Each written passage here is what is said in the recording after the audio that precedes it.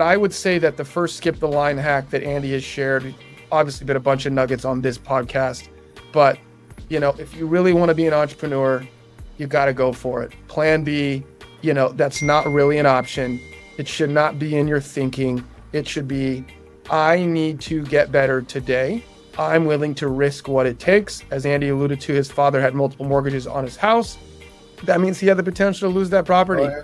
But he dug as deep as he needed to dig, and probably would have dug deeper if he needed to hit the oil or to get that water out, because he wanted to experience that. He wanted to take a shower, and he wanted his kids to be able to drink water. So he just kept digging and digging and digging and digging until he hit water. Yeah, I mean, it's just funny that the mindset of an entrepreneur is very different. You don't, there is no HR department, there is no marketing department. You're wearing a lot of hats, and you just have to figure it out. And it's, if it takes a day, it takes a day. And I know I've seen your texts late at night, and I'm thinking, damn it, Jonathan, it's late Hawaii time. I'm 3 hours behind, and Jonathan's still working. That's the thing that people don't see about entrepreneurs. Like, when a challenge comes up, sometimes my son will ask me when I'm on a project, when are you going to be done? How much longer is it going to take? And I don't mean to be a smartass, but my answer is always when it's done. Yeah. I'm like, go into the kitchen. You might have to make yourself lunch. We may not be leaving, because until whatever this hurdle or this task, gets done, that's where all my attention is. That's where the attention is. We don't finish when we're tired. No. We finish when the job is done. That's why sports are good, and different activities that people do in life, social activities, where if you're on a club and you're doing the school newspaper, you're not done when you got tired. You're done when the school newspaper is ready. That's why I love. And I think that speaks, Andy, to so much of the core of the entrepreneur spirit, right? Because you're not conditioned. You're conditioned differently. And I do say conditioning. I do say programming, because you can learn that and you can understand that. Hey, look, when I have this writing, I have this risk, I have this exposure, I have to do what I have to do. Like, I can't be done at 5 o'clock working 9 to 5, because the job's not done, right? And I'm conditioned, I'm programmed to think about money, risk, reward, sacrifice, upside, downside. My brain is conditioned a little bit different, I think, as an entrepreneur, as is yours, than someone who works at a W-2. And I did write but I posted something the other day that said, look, there are pros and cons, right? There are very, very, very successful people that have worked a W-2, engineers, doctors, all kinds of things, attorneys that have worked a W-2 job and have made a tremendous amount of money. But I think the high performing mentality maybe is even more aligned, because you can be a commission-based person, and at 5 o'clock you're not done. Oh no! Like, you could be in real estate. You could be a real estate agent or broker. You're out networking late, or sending emails, or getting better at marketing and getting better opportunities, et cetera, et cetera. So I think we touched on that. I love that and respect that about you so much, Andy, especially your heritage, and your business. And again, your father still grinding, I want to say mid-80s? 85, still working 7 days. Still works 7 days a week. Yeah, man. Still getting after. He loves it. I mean, it's the central, focal point of his life. And it's his name on the door. So there's a little, his self-esteem is very heavily tied to the business. But it's his passion, helping customers. He loves it. Call him up about long relationship. Yeah, call him up about, we had a problem and this is how we solved it for the customer, and he's excited. Actually funny, just as you say, in the middle of our phone call, I had a court reporter saying, oh God, I just lost power. I need you to get back into the Zoom and put me back in. And I was able to just quickly do it on the cell phone. But, that's not the best example. Like, there's always these problems, but you solve them. And to this day, that's what gets him really excited, is customer service and taking good care of people and, solving problems. Because, in the real world, nothing goes to pro forma. Nothing goes to plan. But, what really separates, successful people and unsuccessful people is the ones that can take the deep breath, calm down, fix the problem, and, keep the customer happy and create value. That's where I believe value is created. I agree. And I tell our guys this, and I've believed this and thought this and learned this actually a long time ago, that no company is perfect. No. You take the best companies in the world, Apple, Google, Toyota, every company you can think of that has an amazing brand. They have problems, and the grass is always greener, right? So from the outside looking in, Apple may look and appear to be absolutely flawless. Amazon, your package gets there on time every day. It seems flawless, but you go back or you join one of those companies, and the higher you get and the more you're looking down, you're realizing, no, we have a problem here, we have a problem here, we have a problem. It's an organism that's always moving, and there's market conditions, and there are very important employees that potentially leave and new ones come in, and you got to train them, and then systems go down. Like your employee, her power went down, right? You have to solve for that today. Yeah, now. Right now. Yeah, right now. Yeah. Right now. Yeah. So yeah, there's no company that's perfect. So I think sometimes people are hindered on their entrepreneur journey by being like, oh, look at those guys, David and Goliath syndrome. Look at Goliath. I'm so small. I'm so weak. Look at this big giant. And it's like, no, that giant has a weak spot. You know, I'll make the argument, Jonathan, there's never been a better time to be an entrepreneur if you so choose it. I mean, in terms of fractional CFOs and the internet and technology and work from home and virtual assistants and contract workers and everything. I mean, there's never been a greater time to be the little guy, I think, personally, in human history. I think the benefits that we have of incredible financing opportunities, my father, my grandfather, previous generations, you couldn't just go on your cell phone and research financing and come up with a smorgasbord of different options. I mean, my grandfather wasn't, credit cards is a relatively new thing. A lot of small businesses, frankly, are started on a couple credit cards. Credit cards are a relatively new phenomenon. My grandfather, great-grandfather, they couldn't have just started a business on a couple of cards and, made it work. And the SBA did, that's a relatively new invention. All these things like, you're more into the stuff, Fiverr and all this stuff. I mean, we've never had so much resources available, access to things for free. And that can be such a hindrance though, because I feel like, well, look, you can always make excuses. There's not a time in history when there wasn't an excuse not to do something, and I don't think there will be a time. Oh no, I mean, you have it better now than ever. You have less excuse than ever. So I mean, I don't want to. Yeah, that's why I don't want to hear it. Problem is that you just want to scroll, and there's people that just want to scroll, and there's people that just want to stay connected to their social media, and there's they want to be entertained essentially instead of getting out there and getting their shoulder to the plow and doing some work, man.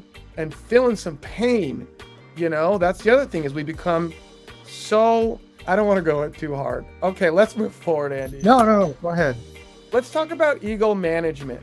So you said, some gentlemen in the multifamily space. We talked about this. It's pretty well known out there that there are some problems happening with debt, right? There are some pro formas that aren't being hit. There are some distributions that have not been sent out. And there are some people that are struggling, both good operators and bad operators, people that got in over their head and people that are very sophisticated.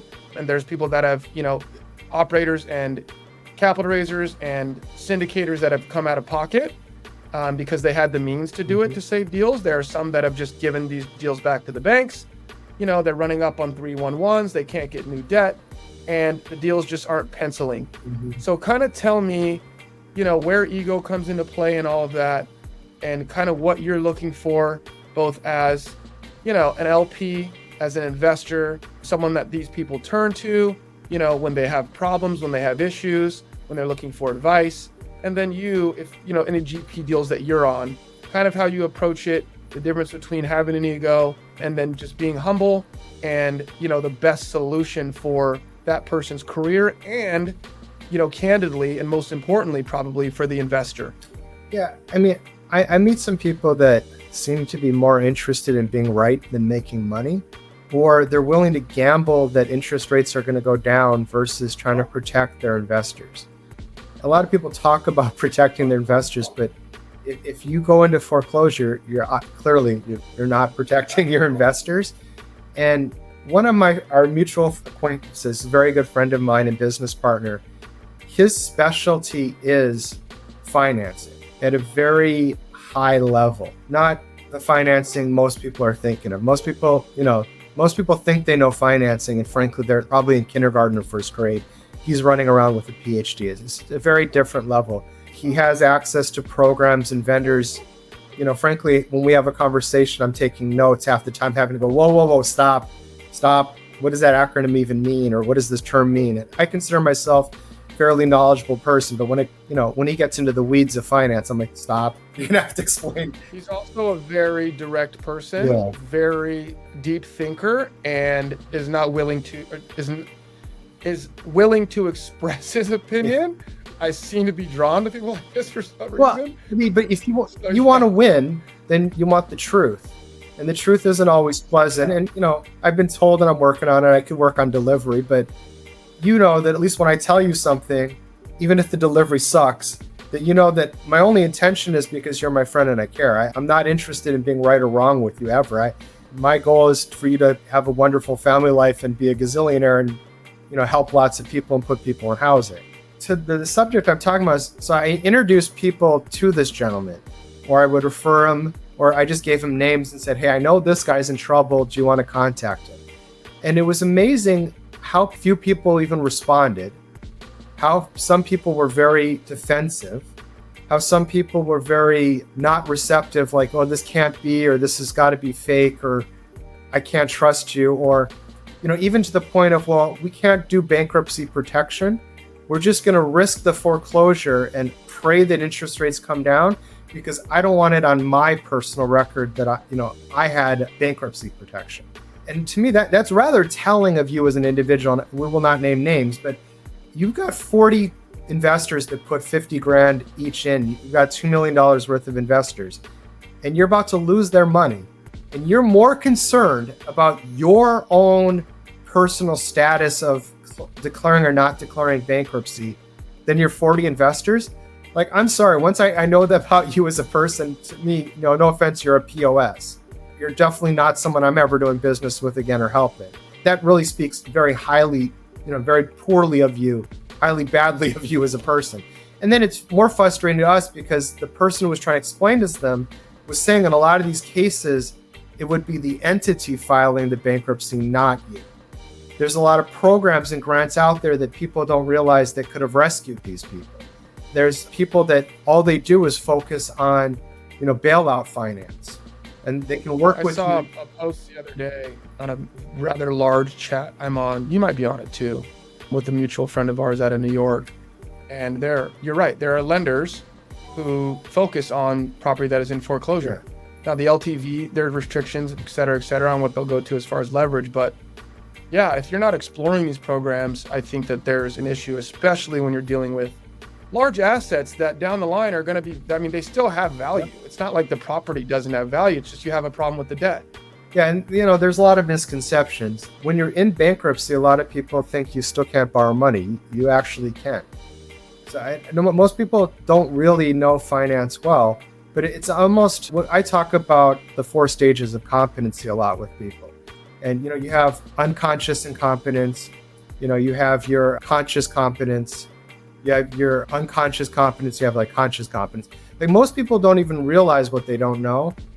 Don't even realize what they don't. Like you and I know just enough to know we better call somebody who's a finance expert if we have a serious financing issue. At least we have that humility. 100%. That's where the ego comes in.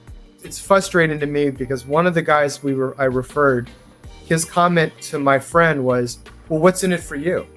And my friend was like, dude, no, okay, I'm just not going to help you now because you don't have an abundance mindset. You shouldn't be worrying about what I'm going to make off this deal. You should be worrying about saving your investors and saving your own ass. Why are you so concerned about what I would make on this? And the worst part is, this guy is not doing this to make money. Frankly, it's not good for his time. He's worth a considerable amount of money. You should, if you provide value and you give service, I think that people should pay. Yeah. And there are people out there, you're one of them and I'm one of them too, that feel like in the end, it's worth it for me to connect someone else because it's the right thing to do and I have the capacity to do it. It's not a thing that I'm thinking about because I feel like the universe is going to bless me. And honestly, I feel like it's the right thing to do. And candidly, Andy, it's not that much time. If I have a guy that I spent time feeling if I could work out a deal with, and maybe it didn't work today, or maybe it did, whatever, but then you have something that you're looking for. How long does it take me to connect you to? It doesn't take very long. And also it's helpful too, because it could help you and help them, which in the end is going to help me. And then through the law of reciprocity, that continues to grow and grow and grow. When it doesn't happen overnight, it may not happen in a year, it may not happen in 2 years. But when you're sitting in a room and you're in a conference in Florida or in Kentucky, and there ends up being 7 people, and you're sitting at a table and you know 5 of them and they all think you're great. Those other 2 people, one of those guys might have $100 million in the bank. Yep. Do you know what I mean? So that's the way that it kind of goes in my mind. And I'm not really concerned. I am concerned. I do want to know how much someone's going to make off a transaction. I do feel like fees well, I mean, you sometimes could can- know, but I'm talking about to the point that Focal you don't want it. the focal You're point. refusing the life preserver while you're drowning because you're concerned about the other person benefiting. And that's beyond the scarcity mindset. That's a sickness of envy, and it's a very revealing. Hey, dude, how many of these life preservers are you going to sell? Like, you're drowning, dude. Take Well, the thing. I mean, no, but it was just very insulting for my friend because here he is. Frankly, I'm discouraging him from helping people all the time because I'm like, dude, you have this crazy goal, financial goal. He's already, quite high net worth, but he has this crazy goal. And I keep reminding him, it's like, our greatest resource that we have in the most finite quantity is time. So like, every hour that you spend working on a bailout to help some little syndicator, we can do a $30 million portfolio deal in Texas and buy 100 houses, for that, within that same hour it could be spent on something. You're going to clearly make more money, growing your net worth. And for the record, guys, I want to throw this out. Andy is a humble guy. As you can probably tell by now, he's very sophisticated as an investor. He has a massive network. He comes from a background of entrepreneurship, of hard work, and candidly investing. But all that being said, Andy is extremely kind. He's very direct. And the bottom line is, guys, he's open, if you do want to reach out to him, to building new relationships and connecting you with people that can put you in the right spot. But I say all that to say this: the guy knows a lot of people and is working on a lot of things, a lot of deals in a lot of places, not just in the United States, a lot of different asset classes. And he's just humble. He's not going to come out and say all that. But I am blown away time and time again by how much stuff Andy has going on and how much he's juggling. And he's connected to people that are very affluent and very wealthy. And he can have a conversation from a guy that, is a bum on the street around the corner from his office to running a, multi-billion-dollar fund. So I would venture to say he's one of the most unique in that regard. He's very well versed. He's authentic, as I mentioned, and genuine. And he genuinely cares about people and being kind. I think that speaks to him. That speaks to the aloha spirit inside of him, as well as the Jewish culture that he grew up in. And again, I mentioned this before. I think it's a very unique mix. And I'm stoked to call you friend and be able to lean on you for mentorship, for wisdom. He always comes down the line, and you need people like that in your life, just for the sake of them coming down the line as far as friendship, but also when it's coming from a place of, perspective, experience. It's just so valuable. So when that's going to get me to this last point here we'll make, and then we'll get into the skip the line hacks. We'll talk about the teacher will always appear when the student is ready. There's a lot of people out there trying to prove how smart they are. And that kind of is a segue into the last point we were making as far as some of these deals going bad and people not really accepting, some options for them that they have that other people candidly have worked to figure out, right? It's not like these things have no value. Someone has done the work to figure out, hey, look, this is a route. Hey, look, this lender or this type of debt fund or this, this person, entity can save you or help you in this spot. Someone had to do that and put that together and then, be able to share that with you. So tell me a little bit more about, the teacher and the student. and kind of how you see that, Andy, and maybe dive in a little bit to mentorship and coaching and kind of what that looks like to you. Yeah, help is not a four-letter word. I think that this is where it falls under the toxic masculinity concept of, we're so macho or trying to prove ourselves. When you get comfortable in your own skin and you embrace, meaningful humility. I'm not saying not have a high self-esteem. I'm talking about a healthy humility. You can't know everything. And when you have the right inner circle of people from different backgrounds, like one of my very closest friends who I love dearly is in a mutual, you know him very well, Ethan Gao. Ethan's an attorney. I work in litigation, but I'm not an attorney. I did not go to law school. I don't have a law degree. I don't practice, law. When I have a question that's contractual or a collection issue where it's going to merge into law or a cease and desist letter or something of, those sort, the very first person I'm calling is Ethan. And I'm not afraid to ask him, questions. I don't need to feel stupid for not knowing everything. I mean, it's ridiculous. Nobody knows everything. But, I'm just saying it's odd. I meet a lot of people that don't want help. They're terrified of help. The idea that they would admit that they don't know everything is, damaging to their ego. I mean, it's just it's the most bizarre concept. I know I probably sound like a lunatic saying this, but honestly, that's what I observe. I have a question about this, Andy, and I don't want this to sound bad, but I was thinking about this the other day, and I haven't mentioned it to anyone. Fake it till you make it, right? Very common thought process, very common saying. Do you think there is a downside to that? And it's because of ego, and it's because of, hey, I'm living in this fake it till I make it phase, and I don't want anyone to know that I'm faking it.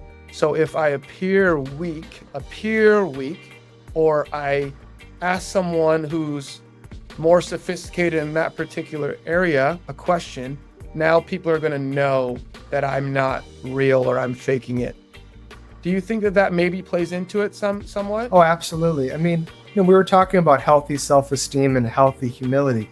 When I meet really, really high net worth individuals that not necessarily, the ones that they did the building of it, not necessarily those that inherited it. But when I meet the ones that they built it all, they ask a lot of questions. They don't talk a lot. Now, they'll give you a very long answer to your question if you ask an intelligent question, which is funny that their favorite commodity, Jonathan, is intelligent questions. They love an intelligent question. They really enjoy the hell out of that. And they'll spend a lot of time talking to you then because now it's interesting to them and they can provide, they know they can provide value. But, they're always learning. And, it's funny, I meet older people older than us that work more hours than you and I, that read more books, that watch more podcasts, that, they probably could forget more than you and I know.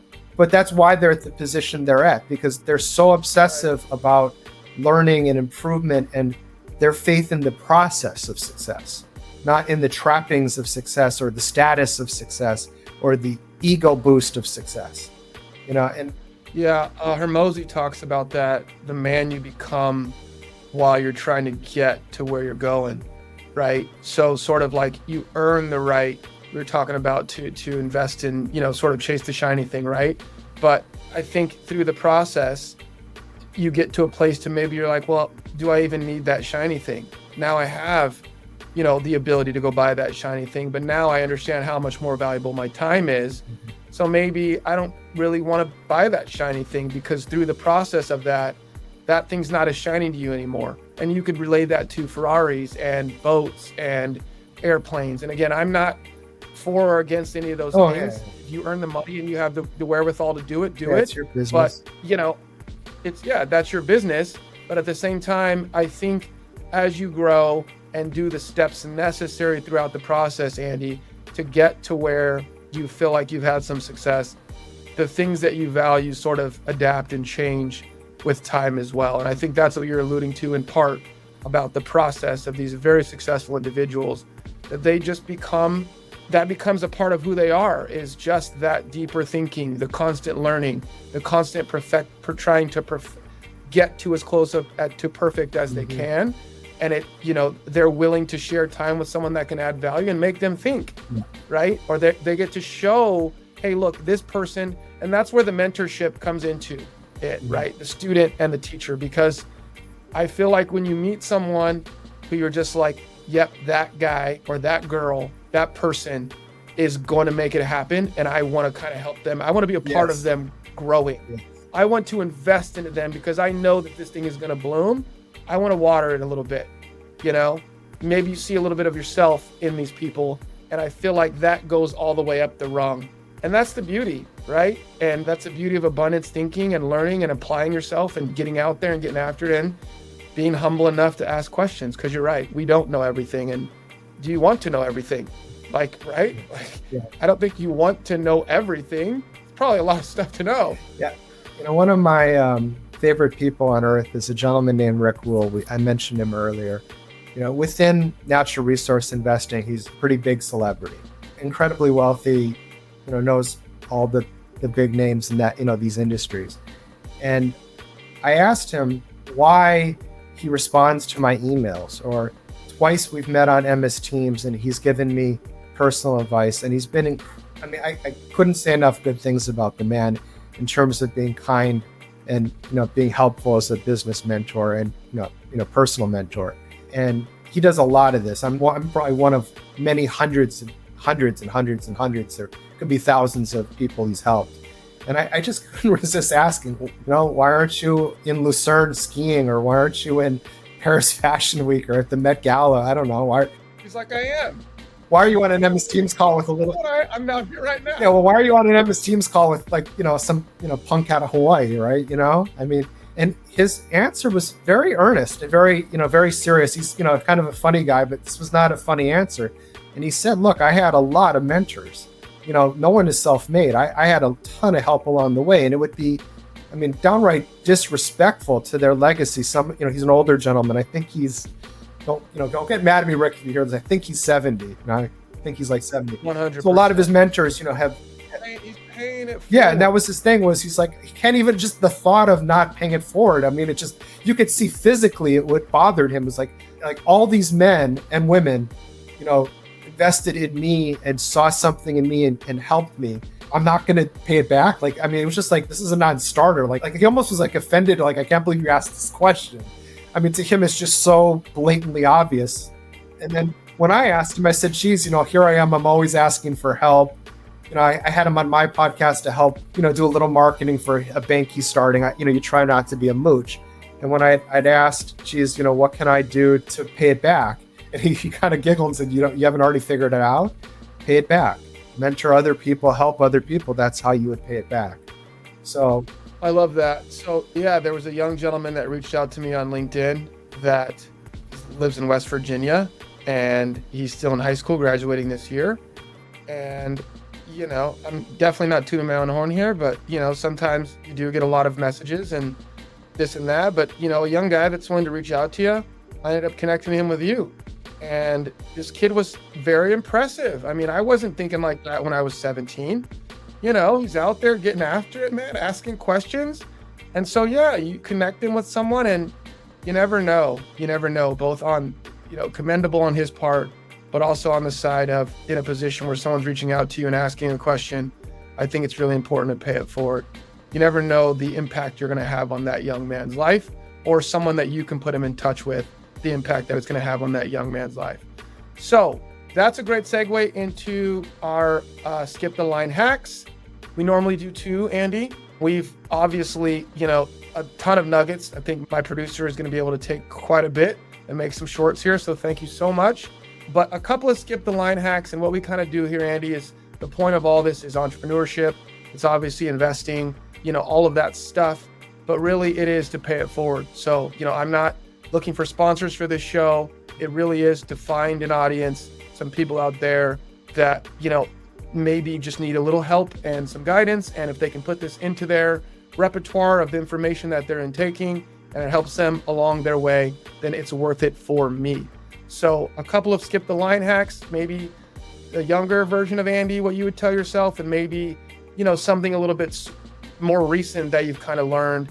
Hey, if these couple of things I had known, or I wish I would have known, or I wish I would have leaned more into or given more, time from someone like you. I think that could be so valuable. I mean, it's going to be the obvious stuff, and we won't go into it long, but like the mentoring aspect, because there's a lot of people out there that are willing to help if you just ask. And people just have to get over this fear of somehow showing weakness is a bad thing. It's not weakness. I mean, nobody knows everything, and people have different skills. I mean, you have to get comfortable in your own skin. You have to accept that some things are outside of your control. What you can control is how hard you work, or how you treat people, that kind of thing. Becoming a better, making a commitment to being a better person. But I would say like that floats into, I'll tell somebody, hey, you should be going to REI meetups. You're an aspiring wholesaler. You need to meet more people. And they're like, oh, I'm just a wholesaler. I get so upset. I don't even want to hear that word just ever again. I've told people, and probably not in the best delivery, I've said, I never want to hear you say the word just ever again. Why are you capping your own, your worth? Instead of focusing on what I am, I would reposition that or rephrase that as, what is it going to take for me to become the best wholesaler in this market in the country? Focus all my time and energy on that. Then start going to REI meetings and saying, I am the best wholesaler in this market and in this country. Well, how many deals have you done? 1 or 2? Let me ask you a question, sir. What are you looking for in a wholesaler? And then I'm going to add that to my list of things that I'm working on to create value for that person. And then I'm going to do that over and over and over again. And then 6 months is going to go by. And then all of a sudden, I'm not aspiring to be the best wholesaler in the market. I'm now the best wholesaler in the market. And that time and that energy and that effort is spent by going to those meetings, stepping out, and then applying that energy and that thought process into that thing you are trying to do. Yeah, you summed it up perfectly. I mean, sadly, a lot of people want to be the biggest fish in the small pond. Where growth is going to that next lake or that next pond. We can make so many analogies. I mean, you can go to a basketball court where it's a certain level of athleticism and talent and play basketball, and you're going to peak at a certain level. If you want to get better, you're going to have to go, maybe drive, a little further and go to the college campus and play with guys 6 inches taller and a little younger, more athletic.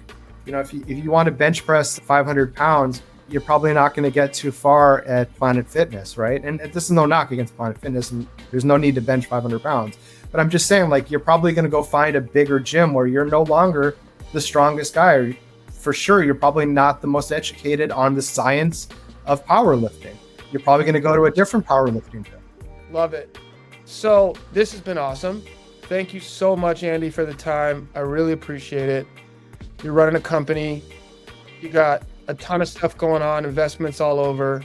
You're watching the capital markets. I mean, again, I can't say enough good things about Andy Rosenberg. He has been a resource, a friend, and someone that has helped me in my career. And he's also super fun to hang out with. He knows a lot about the fights. He's well-versed in a lot of things. Reach out to him if you are interested in investing in his fund. They invest in commodities. They invest in the stock market. He is connected with almost every operator that I could think of across the United States of America in the real estate space, as well as a tremendous amount of capital raisers all across the country. Andy Rosenberg, mahalo, my friend.